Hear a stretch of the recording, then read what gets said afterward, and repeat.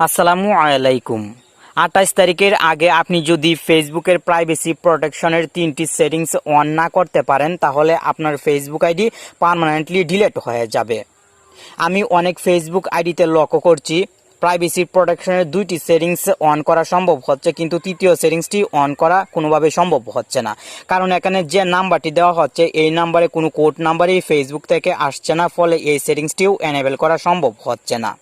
আপনি যদি এই প্রবলেমটি ফেস করে থাকেন তাহলে ভিডিওটি মনোযোগ সহকারে স্কিপ না করে শেষ পর্যন্ত দেখার চেষ্টা করুন। আমি আপনাকে খুব সহজভাবে দেখানোর চেষ্টা করেছি কিভাবে turn on two factor authentication এই সেটিংসটি অন করবেন। কোনো নাম্বারের প্রয়োজন হবে না, আপনার সিমে কোনো কোড নাম্বারও আসার প্রয়োজন হবে না। ভিডিওটি খুবই ইন্টারেস্টিং হবে। হ্যালো ফ্রেন্ড, আপনি দেখছেন প্রতিবারের মতন টেক অন বাংলা চ্যানেল, আর এই ভিডিওতে আমি থাকবো আপনার বন্ধু নাসিম।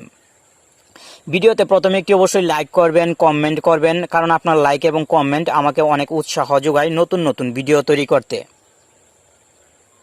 এই সেটিংসটি এনেবল করার জন্য আপনাকে গুগল প্লে স্টোর থেকে গুগলেরই একটি অ্যাপ ইনস্টল করে নিতে হবে। আপনি গুগল প্লে স্টোরে চলে আসবেন এবং সার্চ বক্সে গুগল অথেন্টিকেটর লিখে সার্চ করবেন, তাহলে এই অ্যাপটি চলে আসবে। আপনি ভালোভাবে লক্ষ্য করলে গুগলের এখানে দেখতে পাবেন সাইন, এই যে দেখতে পাচ্ছেন গুগল এলএলসি, মানে এটি গুগলেরই একটি অ্যাপ। আপনি অবশ্যই গুগল অথেন্টিকেটর এই অ্যাপটি ইনস্টল করে নেবেন। আমি অলরেডি ইনস্টল করে রেখেছি। আপনি ইনস্টল করে ওপেন করবেন এবং কিছু পারমিশন দেওয়ার প্রয়োজন হবে, পর্যায়ক্রমে প্রত্যেকটি পারমিশন দিয়ে দিবেন। এখন আপনি পুনরায় ফেসবুক অফিসিয়াল অ্যাপটি ওপেন করবেন এবং উপরের দিক থেকে 3 লাইনে ক্লিক করে সেটিংস অ্যান্ড প্রাইভেসিতে ক্লিক করবেন এবং সেটিংসে ক্লিক করে দিবেন। পাসওয়ার্ড অ্যান্ড সিকিউরিটিতে এখন ক্লিক করবেন। চেক ইউর ইম্পর্ট্যান্ট সিকিউরিটি সেটিংসে ক্লিক করবেন। স্বাভাবিকভাবে এখানে 3টি সেটিংস শো হবে। আশা করি উপরের 2টি সেটিংস আপনি অন করতে সক্ষম হয়েছেন। টু ফ্যাক্টর অথেন্টিকেশন এই সেটিংসে এখন ক্লিক করবেন।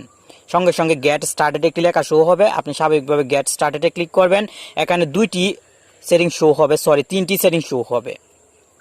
আমরা প্রত্যেকে কিন্তু এই SMS সেটিংসটি সিলেক্ট করে দিই। আপনি এই SMS সেটিংস সিলেক্ট না করে অথেন্টিকেশন অ্যাপ এই সেটিংসটি সিলেক্ট করবেন এবং কন্টিনিউ ক্লিক করবেন। কন্টিনিউ ক্লিক করার পর আপনাকে অবশ্যই অপেক্ষা করতে হবে। এখানে দেখতে পাচ্ছেন কিউআর কোড শো হচ্ছে, আপনাকে এই কিউআর কোডটি স্ক্যান করে নিতে হবে। যে আমার এই মোবাইলে যেহেতু গুগল অথেন্টিকেটর অ্যাপটি ইনস্টল করেছি, তাই আমাকে সেট আপ অন সেম ডিভাইসে ক্লিক করতে হবে।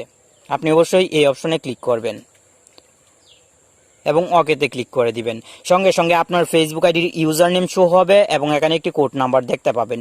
এই কোড নাম্বারটি 1 মিনিটের মধ্যে আপনাকে ব্যবহার করতে হবে। এখন আপনি অপেক্ষা করবেন। আমি নতুন একটি কোড নাম্বার নিয়ে নিচ্ছি। অবশ্যই এই কোড নাম্বারটি আমি এখন নিয়ে নিব 188। আমি এখানে টাইপ করব কন্টিনিউ ক্লিক করে। আপনি অবশ্যই কন্টিনিউ ক্লিক করবেন এবং কোড নাম্বারটি এখানে টাইপ করবেন 1888। পুনরায় আমি কোড নাম্বারটি দেখে নিব 79। কোড নাম্বারটি খুব দ্রুত টাইপ করতে হবে।